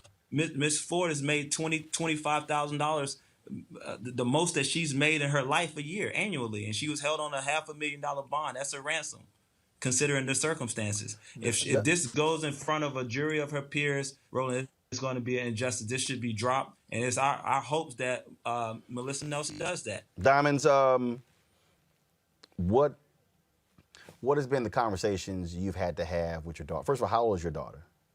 She just turned 12, November 13th. And what have those conversations been like? Because here you are, you obviously want to keep her safe. Mm-hmm. She sees you as her protector. Right. And I would have taken that the two of you are living in fear because of the unknown, and also the possibility that if they don't drop this and it goes to trial and you're convicted, not being able to be with your daughter for a number of years. Right. The conversations are, I try to be as open as I can with her. At this point now, I used to hide certain conversations from her because, you know, she's a child. She's not going to go through that. But now I literally have to open up to conversations that I don't want to talk to her about. The possibility of someone coming in and possibly killing you, or where you should hide, or who you should call, or a safe place to run if something is to happen. I have to have these conversations with her.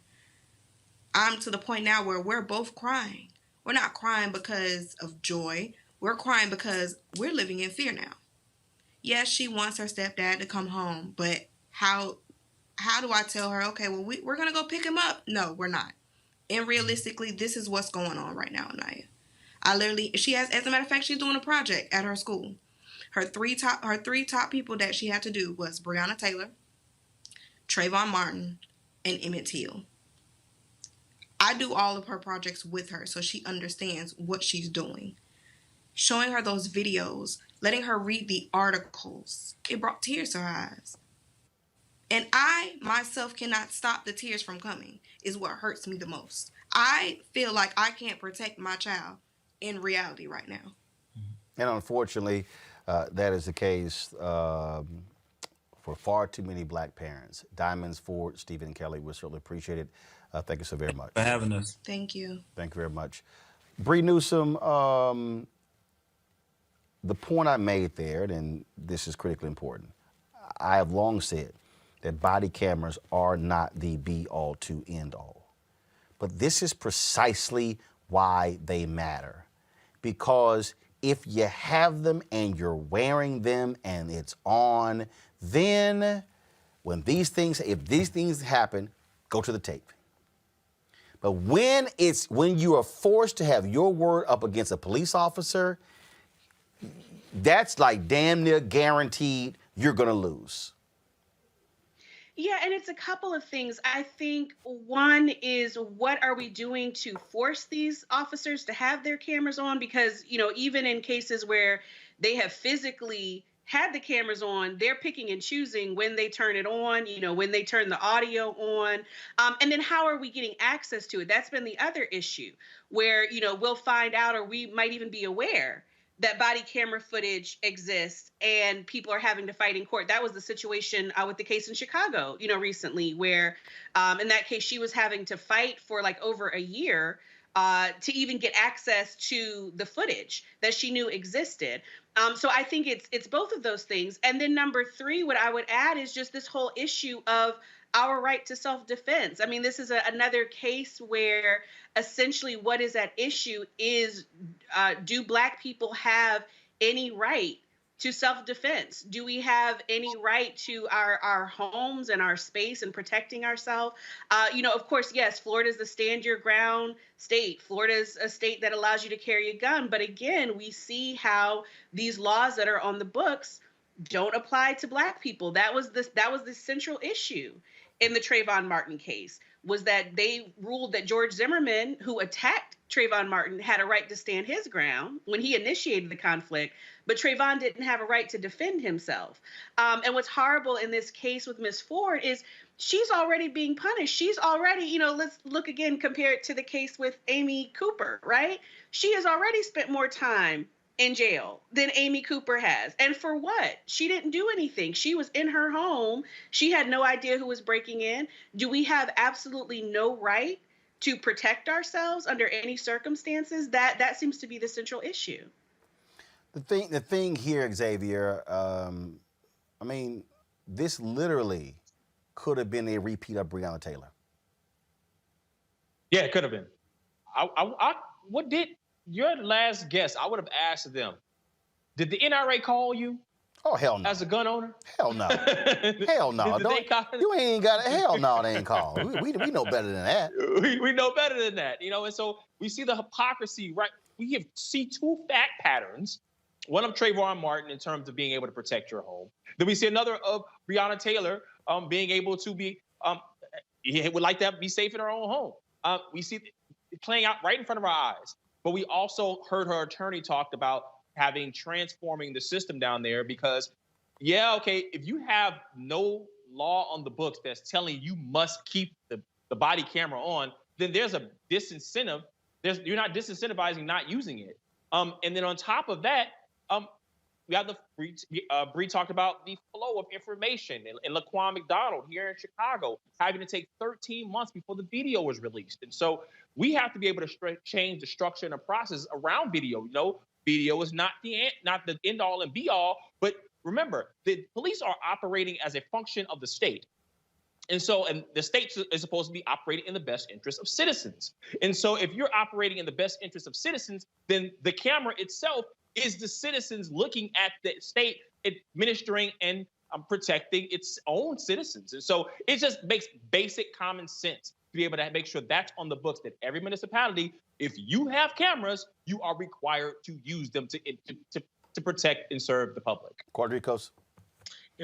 We know that Black people are 3 times more likely to die than white people being killed by the police when they are not attacking or do not have a weapon, right? And my questions are, why does it take so long for officers to be charged, right? Why are bad cops still allowed to stick around?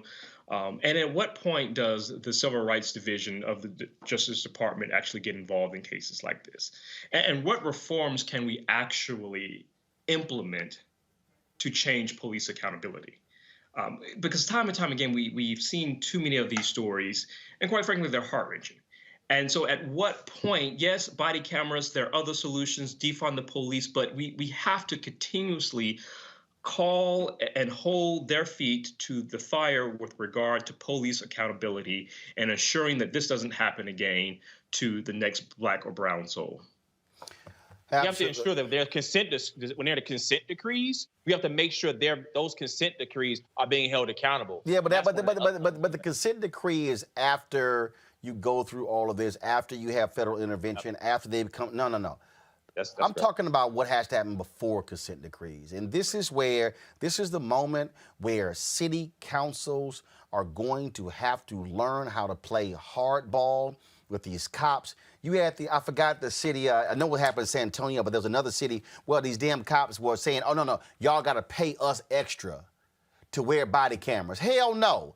The body camera is just as important as your gun and your badge. These city people say, we ain't paying your ass no extra damn money. They actually called it an accountability bonus. No, your job is an accountability bonus. The bonus is you getting a check. But see, that's what they do. These unions operate as stick-up artists against these cities, and because these city officials are so desperate for the endorsement of the police union when they're running for office, they bend to their will. I'm looking for a politician to say, hell no, we ain't giving you no extra money for a body camera, and if y'all don't want to wear one, well, then you can go find you another job. That's really how you got to deal with this, because I'm just sick and tired of these cities playing footsie with these police unions. Everybody's scared to say something bad. You got the NYPD act the fool, dogging people, saying you always got to come to our defense. No, hell no. When you act the fool, we're going to call you out. But to sit here and act like we got to kiss their behind all the time, that's part of the problem. That's part of the problem with these city officials, and it's time for them to get tough and literally say, we're going to hold out. And then when these cops threaten to slow down and say, we're going to stop policing, then you say, you slow down, then we're going to fire you. See, at some point, we got to end this nonsense where they can pretty much do whatever they want to. And the last point, I'm sick and tired of these punk-ass cops who are involved in a shooting, and they don't have to give an interview for 48 hours. No, if you as a police-involved shooting, they should immediately be sequestered and have to give an interview. Want your attorney present? Fine, have your attorney present. But this whole waiting 24, 48, and 72 hours, nah, ask all that crap in these contracts. That's also a part of the problem when it comes to police in this country. All right, folks, I was telling you about this story out of South Carolina. Talk about a nightmare. Man finds out his girlfriend placed a newborn daughter up for adoption without telling him. Christopher Emanuel, that's what he experienced, and he had to fight like hell to get his daughter back. He joins us right now on Roland Martin Unfiltered. Christopher, how you doing?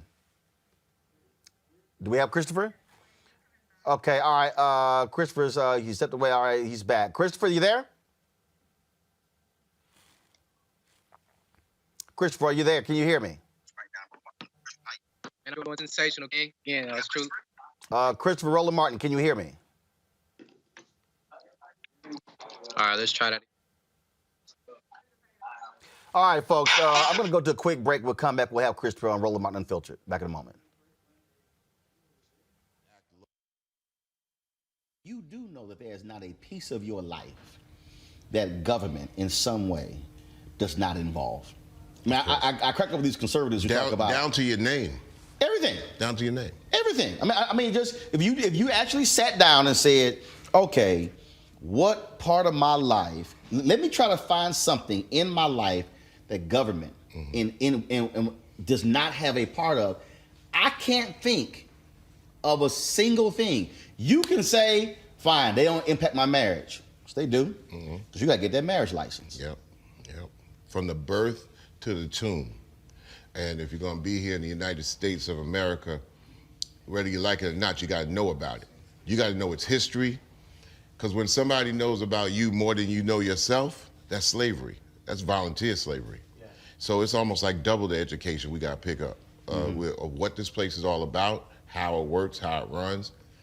I'm a firm believer, being in 112 countries, that you got to think global and act local. But you better ACT, act local. All right, folks, let's go back to this story with Christopher Emanuel. Of course, you started the Sky's the Limit Foundation after he had to deal with a very difficult situation where his daughter was put up for adoption. He had no idea. Christopher, glad to have you on Roland Martin Unfiltered. First and foremost, okay, it looks like, so Christopher, when did you find out that that your child was put up for adoption? How long ago was this? 2014, February the 22nd.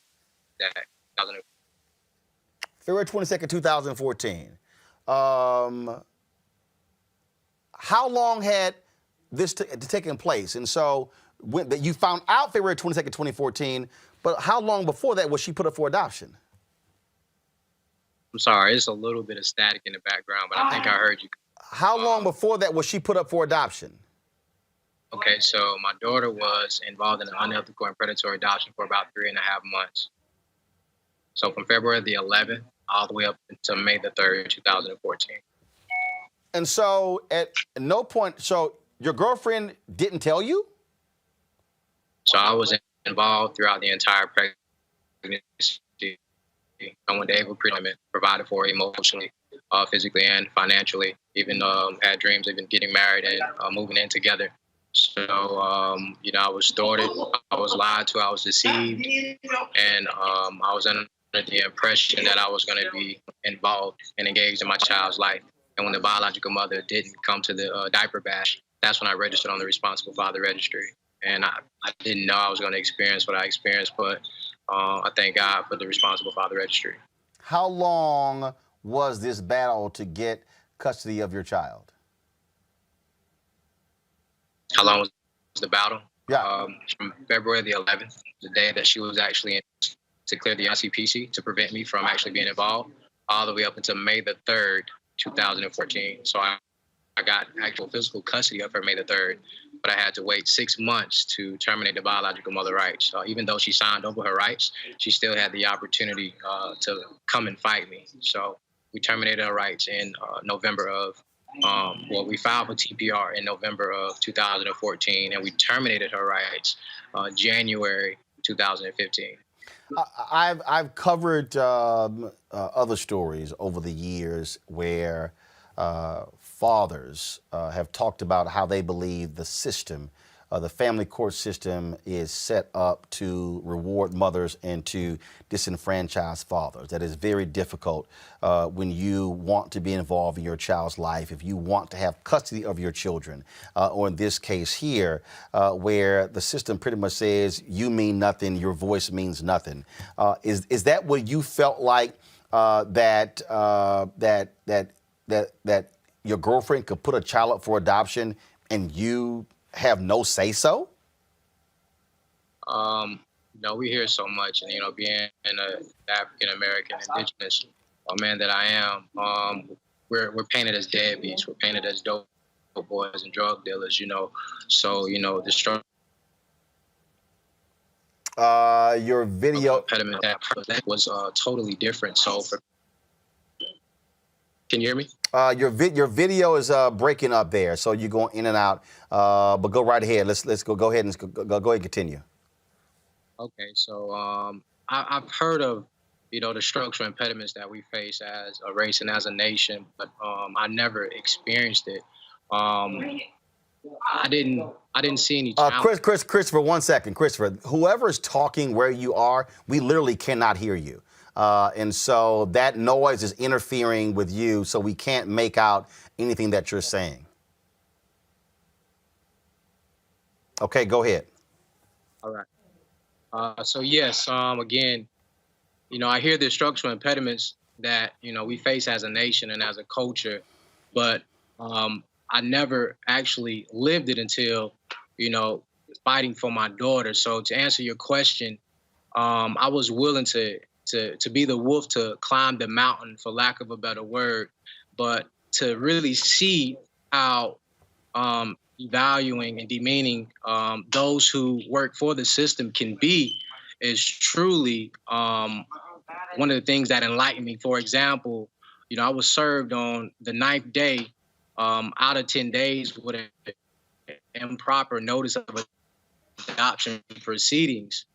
It stated that I had 30 days to conduct. If I didn't drive to Greenville, South Carolina, which is approximately 2 hours away from Aiken, South Carolina, I wouldn't be here telling you the story today. But not only that, they knew I registered on the Responsible Father Registry and still decided to violate my constitution and my state rights by trafficking my daughter to San Diego, California. So I still had to prove what mothers are given by default. So, that I can provide a safe and healthy environment for my child.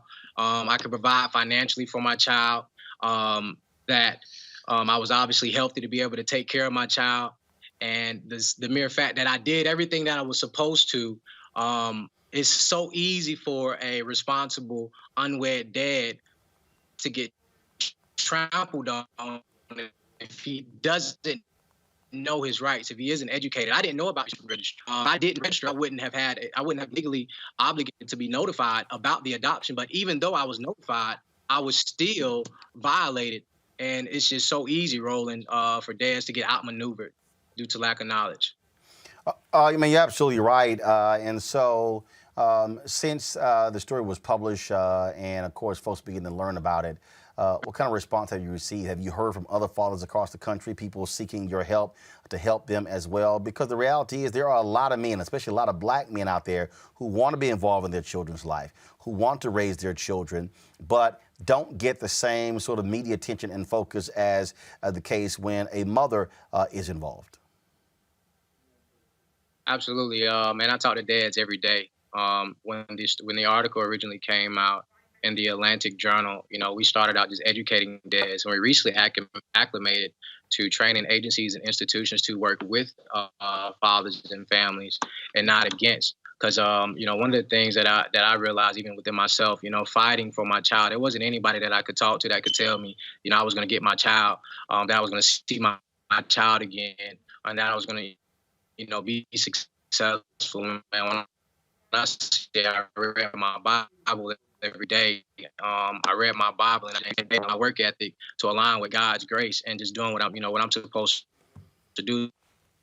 So when I talk to the dads, they have a chance, but there are things that we as unwed, responsible dads must do. We just got, we have to be serious about the women that we intend to marry. We got to ask, we got to get as much information as possible.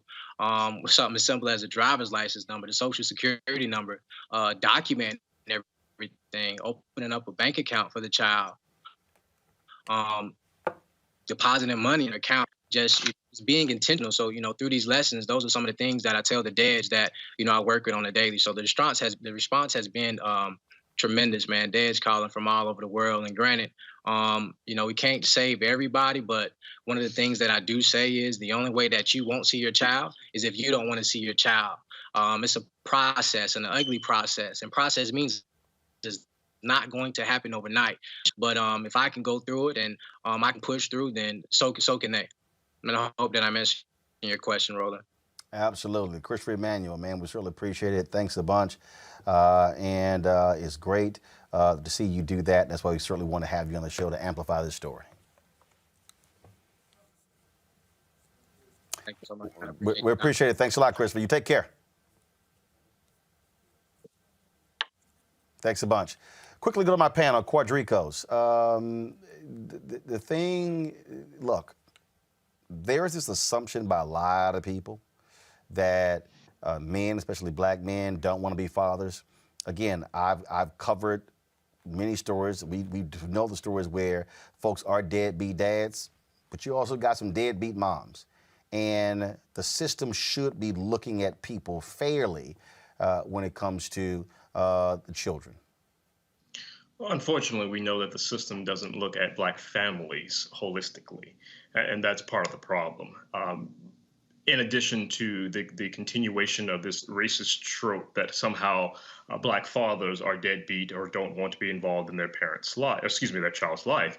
And Christopher Emmanuel's story sort of amplifies that here's a father who wants to be involved and actually, got his child back at the hands of the mother who was not probably the best mother that she could have been. And so we need to not only continuously talk about the need for fatherhoods, but I think we need to continuously concentrate on how fathers and mothers are doing the best they can to raise their children, given the resources that they have, and that's within their power.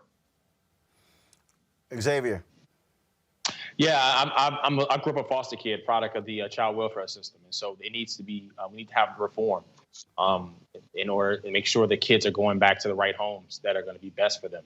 In addition to that, being able to protect black men and giving them the same benefit of the law as they do moms as well. And so we must be able to address that. We must be able to amplify programs for black fathers to be educated. And also, I've talked to so many black men, even professionals, that they've been hindered by the system. And so we need to be able to address that. It is a glaring problem in our community that we are flat out ignoring. Thank you for bringing it to light on your program, Roland. Bree, your thoughts?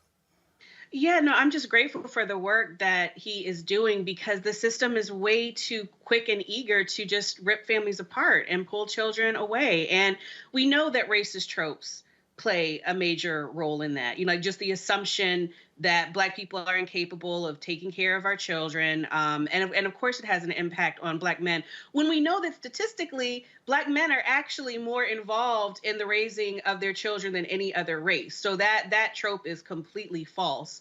So I'm just really glad that this issue is being brought to light and more is being done to push for that systemic change. Absolutely. All right, folks, time for our tech segment.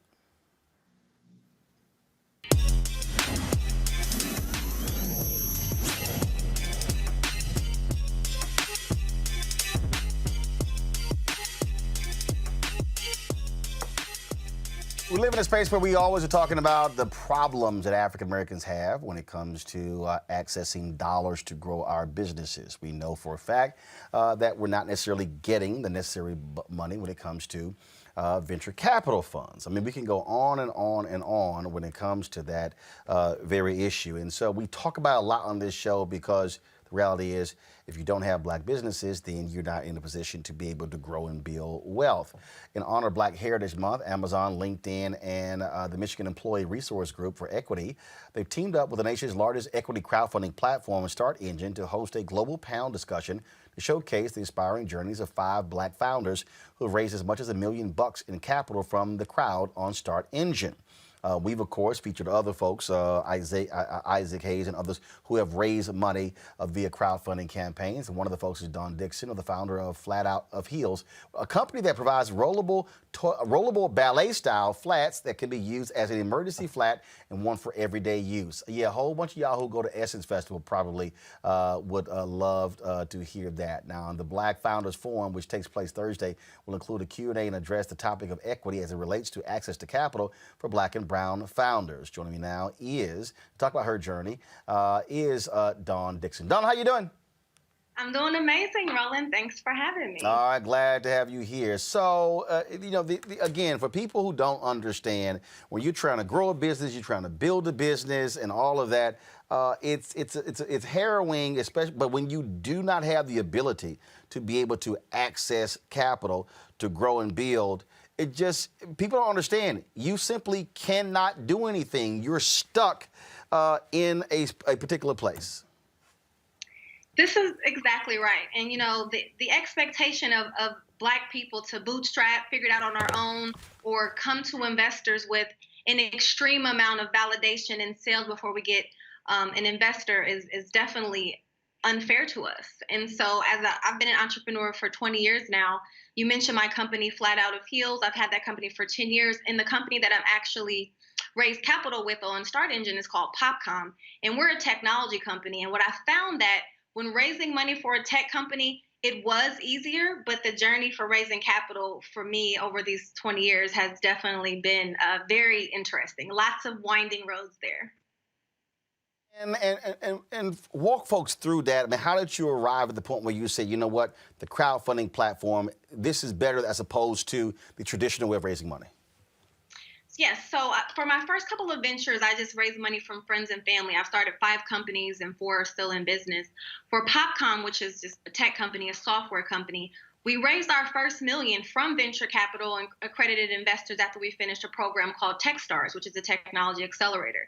And the experience that I had as a Black female founder coming from the Midwest, coming from Ohio, and not in Silicon Valley, not from Stanford, not from Harvard, not from the good old boys, good old girls club, it definitely was different, you know. And so I said, I really want to raise money in a different way. And several of my mentors who are also founders advised me, if you can find another way to raise capital, you should explore that so you can get more traction and more sales before going to institutional capital. And so the Jobs Act, which started in 2012 by the Obama administration, didn't come into effect till 2016. So as soon as I was able to use that and leverage the crowd in my community to raise capital, to me, that was just, there was no other way for me to go. I knew I wanted to leverage my community and give my people an opportunity to get access to early stage company like mine. Let me bring in my panel here for questions. Bree Newsom, I'll start with you. Any questions you have for Dawn Dixon? What is the greatest challenge that you face? I mean, obviously, we know that, you know, access to capital is a systemic kind of barrier. So how do you kind of approach dealing with that? And what recommendations would you make to other people who are confronting the same challenge? You know, I always call what we're experiencing, even over the past 5 years, the civil rights movement to access to capital, because there were so many things put into place, into law, including the law in 1933 that prevented non-accredited investors from investing in early stage deals. And so these laws were put into place, and they're really systematic things that kept many communities from being able to generate wealth, especially generational wealth, because when I researched how people get wealthy, it's from inheritance, investments, and entrepreneurship. Well, we know we couldn't really invest because we weren't allowed. We couldn't inherit things because we couldn't own anything. And then for entrepreneurship, you see what happened on Black Wall Street. So for me, you know, the challenges came with just breaking down those barriers and keeping moving forward despite all the statistics that say we can't raise money, despite all the odds against us, because someone has to sit in the back of the bus of raising capital. Someone has to go ahead and do the things that are hard so that everyone else can have an easier path. Quadricos, question for Dawn Dixon.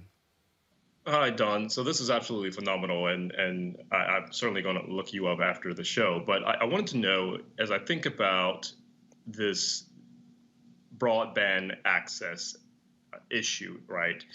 How are you using what you have learned through the steps of establishing your own business to teach, really, to pay it forward and making sure that other little brown-skinned girls have access to capital as well as starting their own business? That's a great question. Thank you for asking me that. And it's very important to me because I wouldn't be where I'm at today if people didn't pay it forward for me. Many people, as a matter of fact. So I do teach. I write extensively on blogs. I volunteer my time to speak at conferences and events to benefit people that look like me, especially young women. I'm very transparent with my process. I'm always very open. So I have several things out there, like I said, my Medium blog, on my YouTube, on my social. So I share my process. I tell people step by step. I'm also coming out with a book. It's in the process of being written. And I'm going to really just be all the way open and tell everyone the things that entrepreneurs don't want to share. It's the dark times. You know, we're in this like Shark Tank era where everybody seemed like an overnight success. And people don't realize the many years of work and just time it takes to even get the headlines, to even be sitting here talking to you today. I've put in 20 years of work to even do that. So I definitely give back in any way that I can. Let's go to Xavier. And Mark, there was a recently released interview with Mark Zuckerberg. He was 21 years old, and he was interviewed, and he asked him, you know, when he got his first stage of investment, what his plan was. He openly admitted that he didn't have a plan. And talk about the difference between you being an African-American business owner, going in front of investment rounds, being completely buttoned up, everything, the I's dotted, T's crossed, and then you're seeing, you know, certain white companies being funded on shoestrings. Can you imagine if I said I didn't have a plan? I mean, even my plan now is constantly being challenged. So, you know, I don't get caught up in it. That's the only way I stay sane. If I thought about all the times where I could be perceivably at a disadvantage, it would be discouraging for me. And so I just keep my confidence high. And I know that for every barrier, it can be broken down. And there's a collective effort, not just by myself. If you look around at the Black tech scene, it's grown exponentially, and we all work together and support each other, and we make introductions and we build each other up. So I really want the narrative to change from how hard it is for us to raise capital, how hard it is for us to build businesses. Just a couple weeks ago, a list came out. There's about 7 Black unicorns right now. That means companies founded by Black founders that are over $1 billion in valuation. Those times are changing, and I just refuse to even accept that as my current reality. All right, then. Don, the discussion later this week, when is it taking place again? The discussion?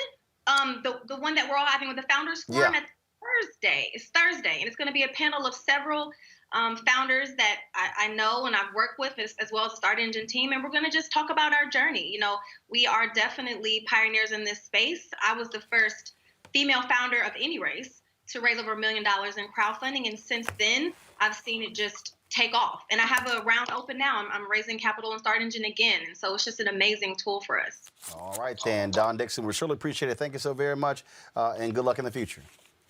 Thank you so much. All right, thanks a lot. All right, folks, we're almost done. Let me give a shout out to a few people. Dr. Piles, certainly want to thank Dr. Nancy Piles for contributing to our show. This $50 is for investigation of the census money. My $50 yearly membership was sent via New Vision in January. God bless you and all your staff and guests, your weekly panelists. Keep up the extraordinary work of keeping us Black folks informed.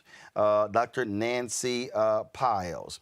And Nancy said, do you receive all the money when mailed?